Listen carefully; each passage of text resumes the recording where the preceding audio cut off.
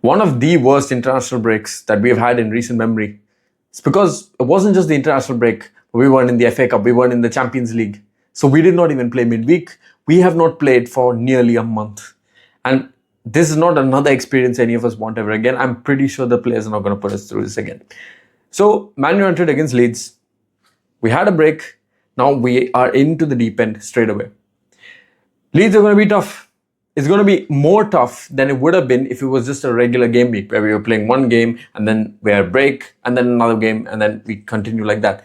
This time, because Leeds have already played an FA Cup game, makes it worse that they played 2 hours almost and they took it to penalties and they progressed into the semi-finals of the FA Cup.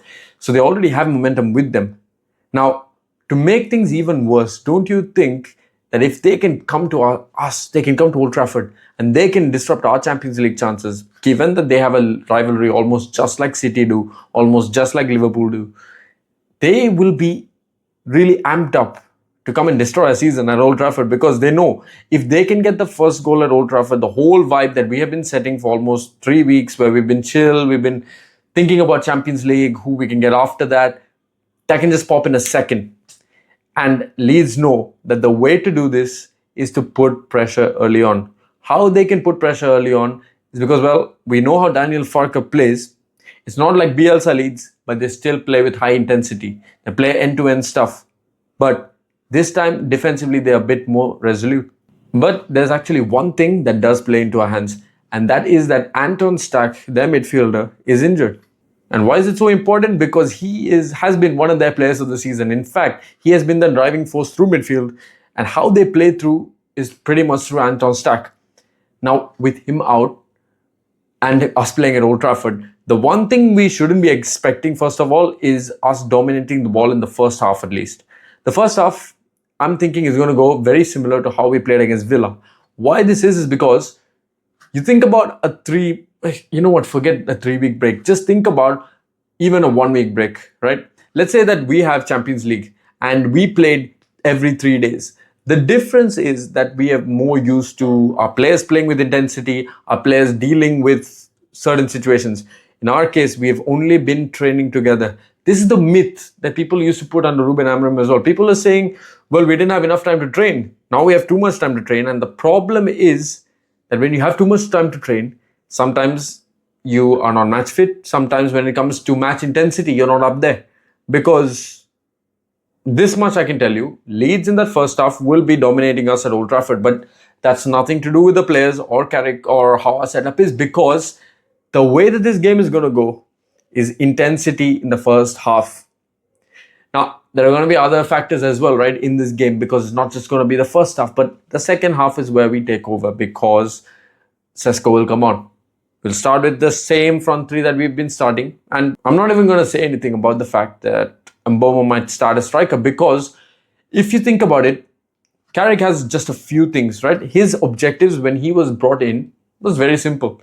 Give us Champions League, give us a style of football where our fans can get behind, and then let's look forward to the next season. Because as of now, still he has not been given the job. If he hasn't been given the job, all he can do is secure Champions League football for now. And this is why you don't see certain players like Joshua Zirkzee play. And this is why, well, whether you rate him or not, Ugarte doesn't get a chance. He plays a team that he feels is the best to just perform. Whatever's working, he's going to replicate that game in, game out. This does not mean anything about Carrick's style, but this is how he's managing the games right now. Now, this is why, even though I might feel Sesko is better starting off as a striker, this Mbeumo, Cunha and Ahmad front three has been working. So why change a winning formula when it has been working for majority of your games, especially since the one game that we did start Sesko, unfortunately we lost out. And this is why against Leeds, very similar, you need a lot of work rate, and probably that's the one thing that Mbeumo gives you, which you might lose out with Sesko, which is work rate from the offense. And against Leeds, a team that runs around, you want to put intensity, you want to put pressure. And the best thing to do is have players that run around, have players that can track your man.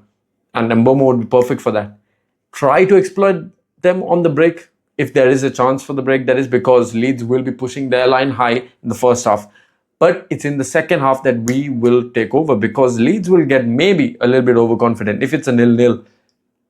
or which is very possible, they might be even leading at halftime.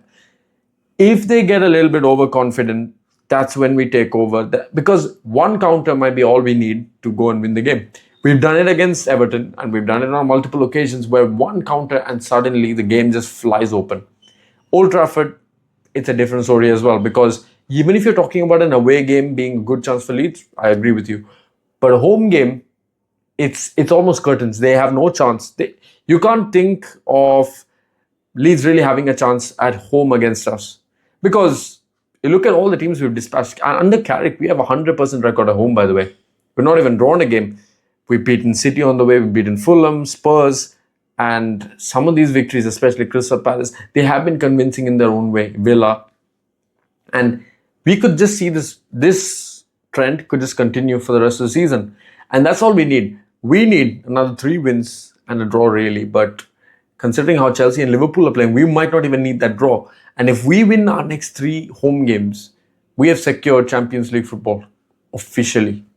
And that means next season we will be challenging for the Premier League, for the Champions League, because we will just be there. And now, speaking of other news, now that we have an idea of Leeds will play, let's talk about how we're going to do things next season. And that next season idea is looking good, guys. Because you look at the players that United are looking at, I have my own doubts about who our midfield targets are, because we don't have one profile for midfield, right? Because the clubs say that they want Anderson, but what I'm saying is there are better replacements for Anderson. If you want an Anderson profile, you can't tell me that Anderson, Tonali, and Wharton play the same way. Therefore, there can't be same replacements for each other. Now, if they aren't replacements for each other, and the other day I just read a report that apparently the club sees Kobe and Adam Wharton being the same profile, which it does not make any sense to me, given that Kobe is more a forward-driven player and Adam Wharton is more of a 6. I don't know how this relates. Yet, they want Elliot Anderson. I don't understand whether they want him to play next to Mino or they want to recruit another midfielder beside Anderson, because even if it's a Baleba, we don't have a 6th then. And this only 6th that we have in the market is Adam Wharton. And it's such a unique profile that it's only between Angelo Steeler and Adam Wharton. If we don't get one of these two, whoever else we sign in midfield, we still do not have a conductor behind. And when we don't have a conductor in behind, the problem is that how are we going to control a game? We can win the Premier League. I'll say this. If our strategy is to recruit midfielders that bomb forward, up and down, let's say it's an Anderson, let's say even a Tonali, for example, that will get you a Premier League.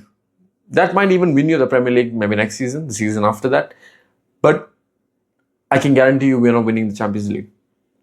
Because when it comes to Europe, you're seeing it with, the teams that are playing from England in the Europa League and in the Champions League. The thing is, you need control. And with control, the one thing that Premier League teams do not have recently is really control. And when we don't have control, we need a number 6, which is a Michael Carrick replacement. And you look at Adam Wharton, you look at Angelo Steeler, different players, yes, but more of a similar profile. If you want to talk about a 6, that's one of those two. You can't tell me Tonali is a 6 because, well, he's more of a box-to-box player. Can he play the 6? Yes, he can. But we still need somebody who picks up the ball from the defense and kind of dictates. We want a profile of Casemiro. We want aspects of how Casemiro could dictate back in the day at Real Madrid. What Carrick used to do for us. And without fail, by the way, Carrick used to deliver the ball from deep into the wingers, into the striker, and that we've been missing. Adam Wharton does that perfectly. And the only reason he's not rated, by the way, is just because he's been around for longer, which seems kind of counterintuitive. But if you think about it, Anderson has only been around for 2 seasons at Nottingham Forest, 1 season being his breakout season. Mateus Fernandes, who for me would be his ideal replacement, but even him, just a breakout season right now. Baleba has had 1 good season and then he's had 1 horrible season this year. Adam Wharton, on the other hand, has had almost 3 seasons consecutively where he's been performing at the same level. And this level has been high, by the way. They might even win the Conference League. Do you think this is not because of Adam Wharton? Do you think this is not because he gives them control in midfield? And the reason that England will probably not win the World Cup is because they're going to prioritize Anderson and Rice, whereas they probably need a controller, just like Adam Wharton can give you.